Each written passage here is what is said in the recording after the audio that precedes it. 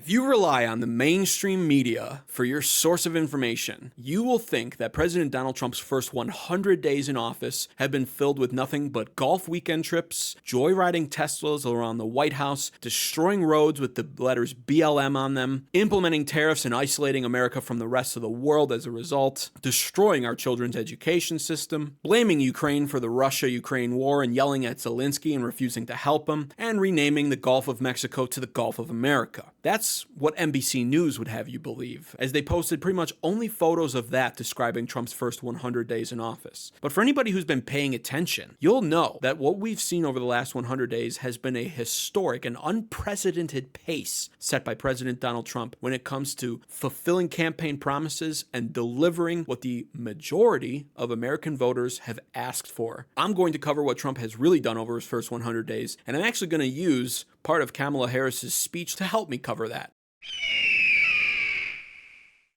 If she does cackle, I'll try to fast forward through it or just edit it out for the benefit of the viewer. So look, some people are describing what's been happening in recent months as absolute chaos. So it's always some people. And of course I understand why. We never know who some people are. And it's certainly true of those tariffs. Okay, the tariffs. Tariffs that, as I predicted, are clearly inviting a recession. So when it comes to those tariffs, anybody who's been paying attention, anybody who's done any research at all on the tariffs, knows that these tariffs were one of the best things President Trump could have done. We understood, the Republican voter base at least, understood that Trump campaigned on these. He's been campaigning on these. He even implemented them in the past in his first presidential term to great success. We knew what we were going to get with this, and we knew to expect what would look like a short-term setback to the American economy as a result of the implementation of these tariffs. Nobody's freaking out about this except the liberal mainstream media and 70-year-old boomers who are invested in their 401ks, who, quite honestly, the most selfish and entitled generation of all time, and couldn't give a rat's ass when it comes to the young generations or the future of America. They literally just want to sit around and do nothing all day and get paid by their government, get their 401k payouts, their Social Security, blah, blah, blah, blah, blah, blah, blah. And all they care about is just living comfortably for the last 3 years of their life. Meanwhile, everyone else, especially the young generations, is taking pleasure at the sight of the rich being eaten. We didn't see the stock market go into a depression the way they said it did. What we have witnessed when it comes to the stock market is a necessary correction. The Fed printed $4.2 trillion of money during Joe Biden's presidency, causing inflation to skyrocket. Meanwhile, we did see the stock market go up quite a bit. The Dow Jones notably soaring. Why is that? Because the 8% wealthy class of America gobbled up 67% of that $4.2 trillion of money printed by the Fed during Joe Biden's presidency and invested it in the stock market. Anytime you see the stock market going up and consumer prices on the shelf going up, the everyday American is getting screwed while the rich are getting richer, which is quite literally what happened during Joe Biden's presidency. Along come these tariffs upsetting Wall Street and the stock market dips.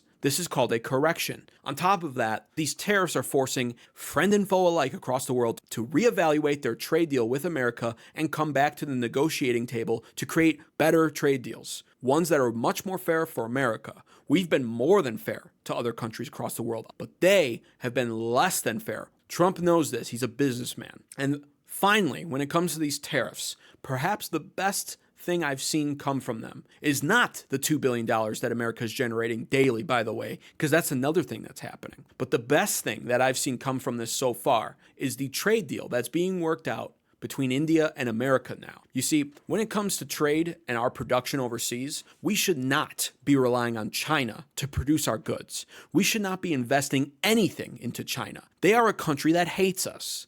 And it always blows my mind that liberals online especially seem to love China. And I guess it makes sense. China is a communist country and it's a wicked party, just like the modern day liberals. But the reality of the matter is, China wants to destroy America. They want their economy to eventually usurp ours. And as their economy continues to pass ours, which could happen if we're not careful. They would eventually use their substantial economic power over us to go to war with us. They want to remove Western influence from the face of the planet. So with all of that being said, why would we produce anything in there and fuel their economy with American dollars? Thankfully, Vice President J.D. Vance and Prime Minister Modi were negotiating on a trade deal last week in India. India is the world's fastest growing economy currently, with a GDP growth of over 6%, and they are poised to take over as the world's #1 factory if they play their cards right. And the best thing India could do is convince America to invest in producing there, and that would be the best thing we could do as well. It's mutual. Now, there's rumored talks that they want to go 0 for 0 on tariffs with us.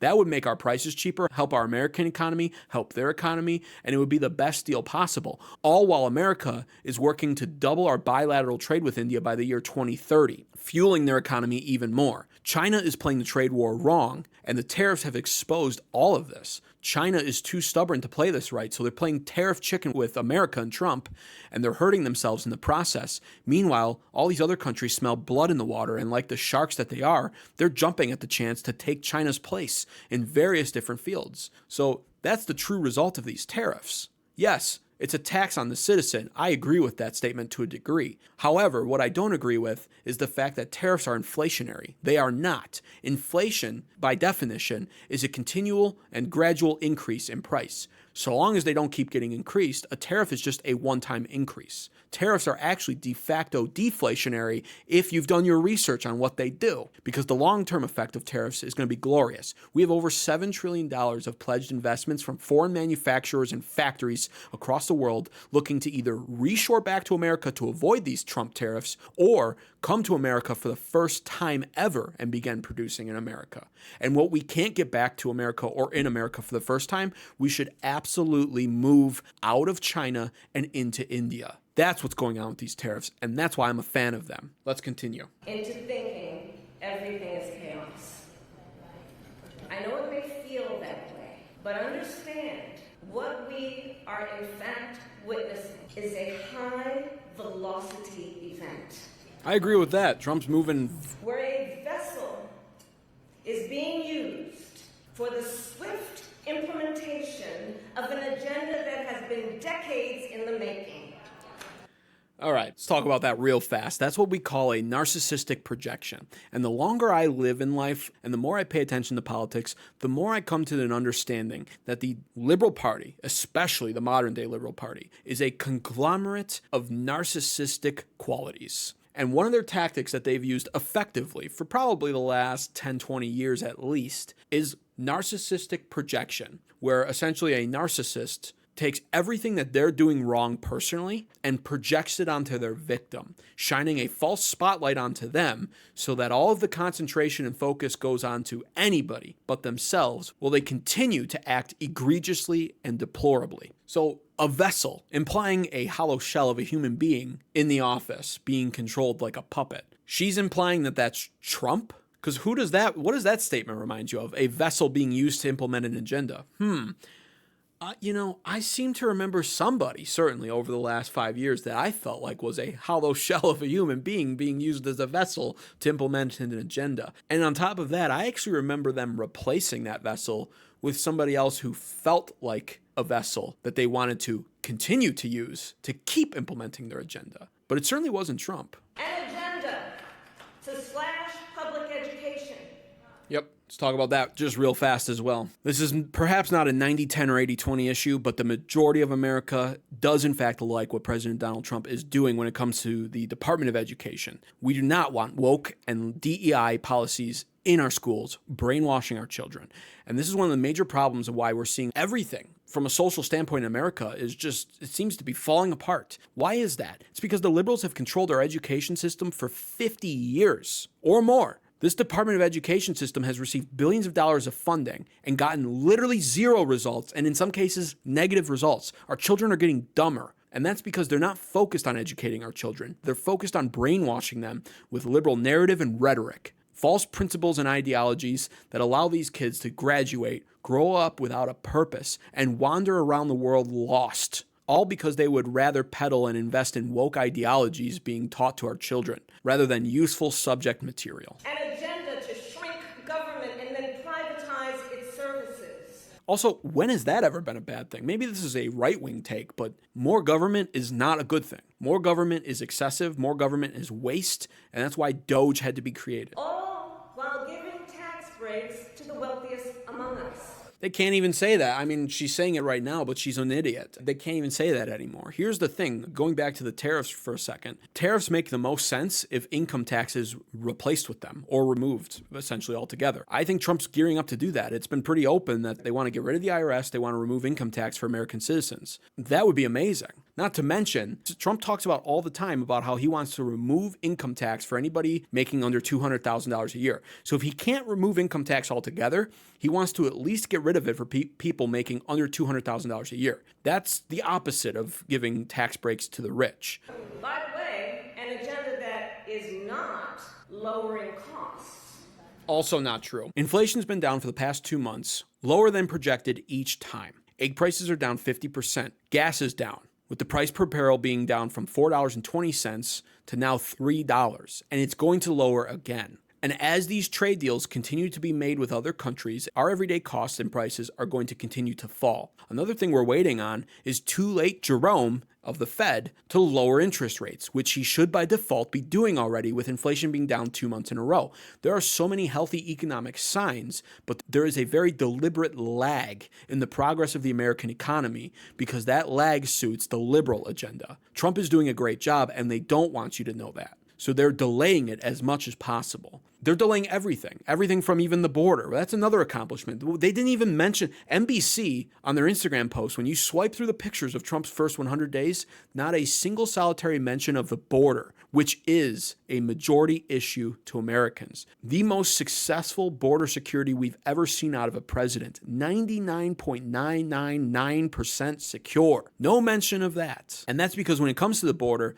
the liberals have actually been trying to defy Trump on it using low-level district judges to try to challenge his decisions at every turn. Every time he deports someone, it's a catastrophe to the Liberal Party. Don't you dare deport MS-13 gang members and Tren de Aragua gang members back to their country of origin. Don't you dare get rid of these criminals out of our country. Don't you dare protect American culture by removing illegal immigrants. But the majority of Americans, 56% in fact, want every single illegal immigrant, an estimated 11 million of them, deported out of our country. And that delaying tactic that we see coming out of the Democrats with the border comes right back to showcase itself when it comes to inflation rates being down, but interest rates not being lowered. Jerome is getting very political when it comes to the Fed. He had no problem, by the way, lowering interest rates multiple times under a Joe Biden presidency. But now when it comes to Trump and it comes to him doing the right thing, all of a sudden he doesn't want to lower the interest rates. And there's no other reason for that than political ones. And you know, there's just so many more accomplishments Trump has made in his first 100 days in office. Renaming the Gulf of Mexico to America, I like it. Removing men from playing in women's sports, that is an 80-20 issue, and Trump took care of that pretty much day one. And now most recently even, the mineral rights agreement between Ukraine and America. This will ensure peace now between Ukraine and Russia as America establishes a presence in Ukraine that will be mutually beneficial for Ukraine and America. Trump's first 100 days have been the best first 100 days I've seen out of any president.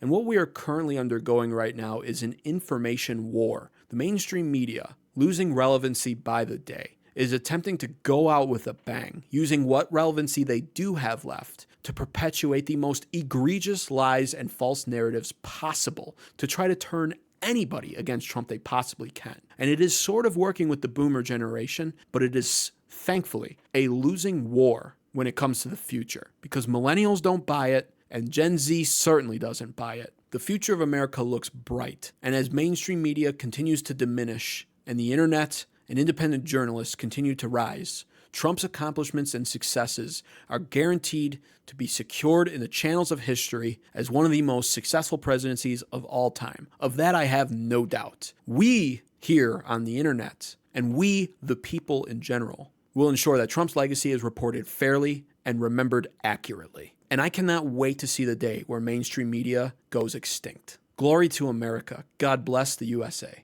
My fellow Americans, get ready for an incredible future because the golden age of America has only just begun. It will be like nothing that has ever been seen before. Thank you, God bless you, and God bless America.